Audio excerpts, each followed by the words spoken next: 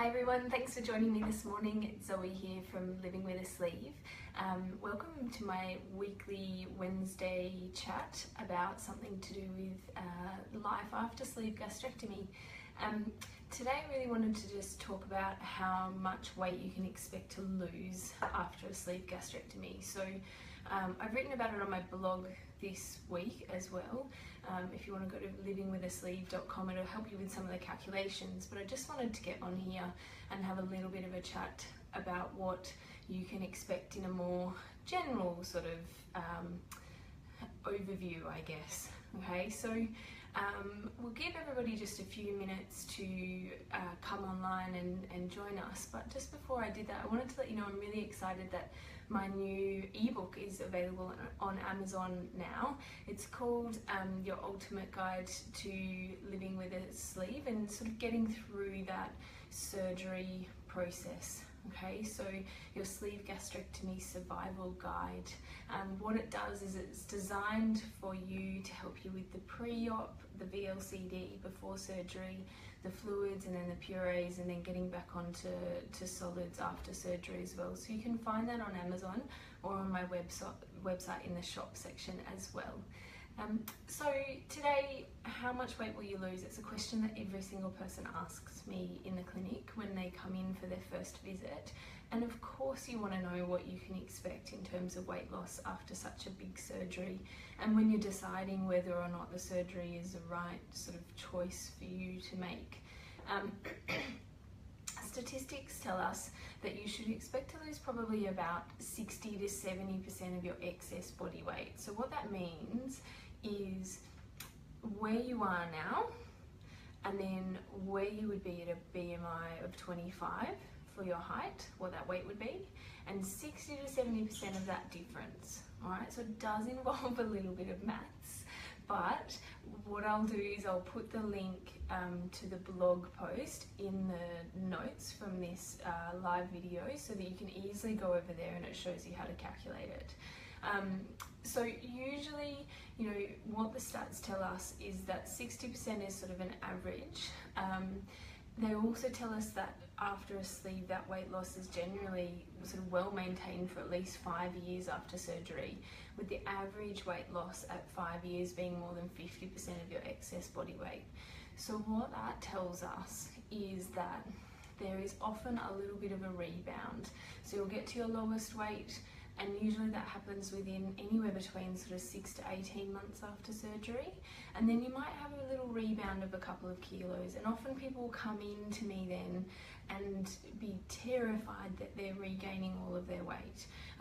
We don't often see that people regain all of their weight. Yes, it can happen in certain cases, but most people, there's just a little sort of slight rebound of a couple of kilos. So expect that when you're sort of planning and visualizing what you might sort of come across after surgery in terms of weight loss.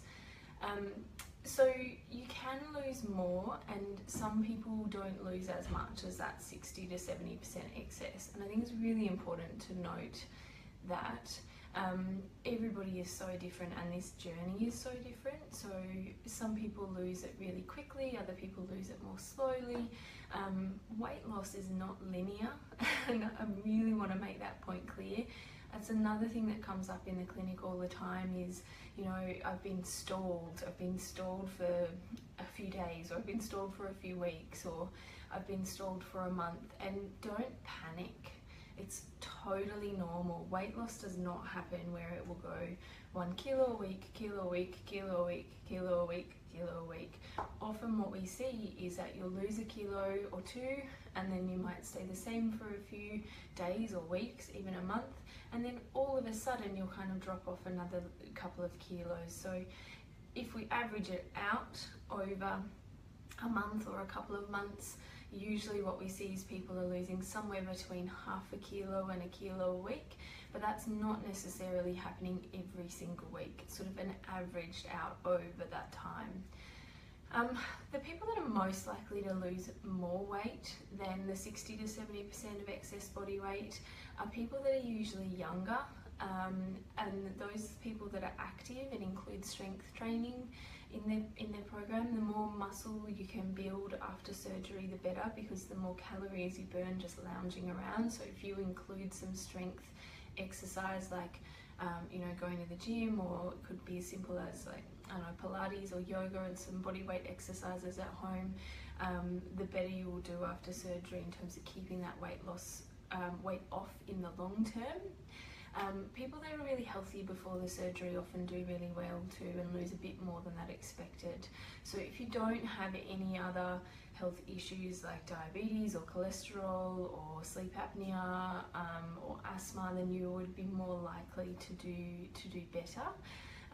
And of course, people that make great mindset changes. So this is really important.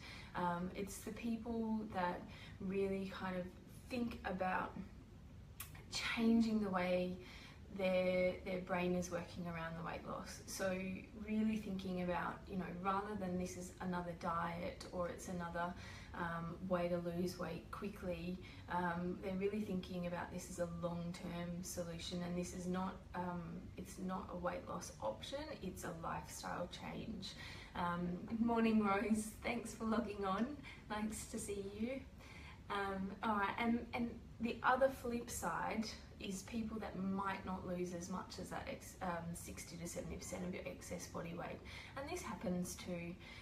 Often people who have had some sort of weight loss surgery before, so maybe you've had a lap band and now you're converting over into a sleeve, often you may not lose as much as somebody that's never had any weight loss surgery before, because your body is used to used to living with a smaller amount of food and it's used to the portion sizes that you can eat. People who are not very active, people who are older, and people who have lots of other medical conditions, like perhaps they have diabetes or heart disease or sleep apnea or asthma or mental health issues like depression or anxiety. And the other people, sort of big group of people that may not lose as much weight, are those that take medication that promotes appetite or weight gain. So some of the antidepressants are a good example of this. And finally, the people who aren't able to make the necessary changes to their eating habits. So yes, everybody will have slip-ups and sort of head back towards their old habits, but those that really never manage to sort of wrap their head around the portion sizes and what to expect, and also those that never sort of wrap their head around and still graze during the day or eat when they're not hungry, and sort of don't get used to listening to their new stomach, they're the people that will struggle to lose as much as that expected weight loss. If that is you and you think that you might be struggling with those sort of mindset changes, then I'll put a link in the blog, in the description of the video, for a couple of blogs that might help with that, because I've talked about that before, and I think that's such a big part of the sleeve journey that it often is overlooked. So we really need to address the mindset of living with a sleeve afterwards as well. The last thing I wanted to say about how much weight can you expect to lose is, often people will come into the clinic and say that they're weighing themselves every single day, sometimes multiple times a day.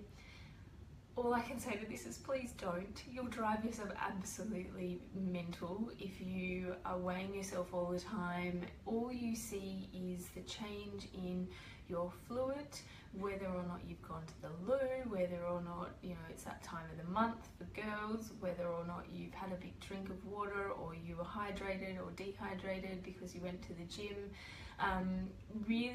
Really want to encourage you to weigh only once a week at the most. I know it's exciting in the initial stages to watch the numbers coming down, but really important not to get into the habit of doing that all the time.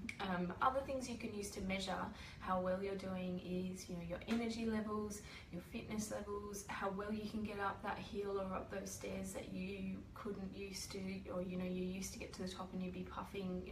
How easy is it now? What are your clothes fitting like? What are the comments that people are making? What is your confidence like? You know, how are you feeling about getting out there and getting to the beach now rather than before, being afraid to get in a pair of swimmers? And all of those things are so much more important than what the number is on the scale. Okay, so that's really, really a key point that I want to try and get across to you is, yes, we weigh. If I didn't have to weigh for the research purposes, I probably wouldn't weigh people in the clinic. I don't really care. I'm much more interested in what else you can do and what your health is like and what your energy levels are like than what the number says on the scales. So I hope I've covered all of that information for you. So just to recap, I will place in the description a link to the blog so you can look at how to calculate what to expect with weight loss surgery. Please talk to your surgeon or to your dietitian about it, because everybody is totally different, as I've mentioned already, and what you can expect may not be the average. It may be more, it may be less. And it's important to sort of know and have realistic expectations before you go into the surgery and even afterwards, so that you know what is a reasonable goal to set for yourself, without setting yourself up to fail if it's not going to be realistic for you. The other things I just wanted to mention is I've got a weekly newsletter. Each week there is a blog that will come out. We'll do a Facebook Live, and there will also be a question and answer put up on the forum on livingwithasleeve.com. So if you want to subscribe for the email, which only comes out once a month, it's just a big roundup of everything that we've covered across the month on Living with a Sleeve. You can do that at the website, just in the footer. And my book is on Amazon, so if you're thinking about surgery, really recommend jumping on, and you can get it on the website as well. It's your survival guide to a sleeve gastrectomy, and I hope it's helpful for you. But please, again, as always, if you have any questions, just pop them in the comments below or send me an email or a private message on Facebook, and I can answer them. I will answer you directly, but it also means that somebody else probably has that question too, so I can answer that question in a piece of content coming up. Okay, I hope you have a wonderful day, and I'll chat to you next Wednesday. Cheers guys, bye.